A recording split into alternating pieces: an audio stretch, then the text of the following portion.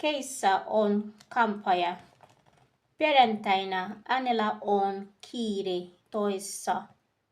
Hän ei soi lounasta. Mikko on toissa kaupassa. Hän on keisan ystävä. Tiina on toissa sairaalassa.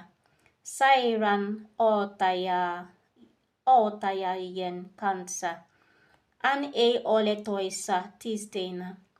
Hän tekee lounasta kotona. Hän tekee sitä paljon. Mikon toi kaveri syö tiistaina kahvilassa tomaattikeittoa. Kahvilassa on 2 lounasta, tomaattikeittoa tai vegepasta. Tiina on Mikon naapuri. Kampajan ruokatunti alkaa 11 yli 11 tiistaina. Hän menee kahvilaan ja syö salaattia ja tuoretta leipää kahvilassa.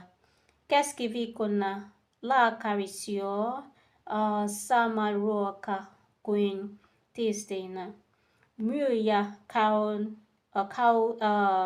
keskiviikkona lounasaikaan kioskilla. Hän ostaa visiä ja makara. Makara on halpa, koska se on aina keskiviikkona tarjouksessa. Mikon ystävä syö keskiviikkona riisiä ja kanan. Myyjä syö tiistaina toi kaverin kanssa lounasta. Hän ei syö samaa ruokaa kuin toi kaveri. Perjantaina Mikon naapurilla on eivät. 2 kananmunaa ja 1 iso jostoleipä. Perjantaina lääkärin naapuri ostaa kaupasta kuuma grillleipää ja kuuma olutta. Grillleipää hän syö kello 11:30, kun se on vielä lämmintä. Mutta olutta hän juo vasta illalla. Kiitos.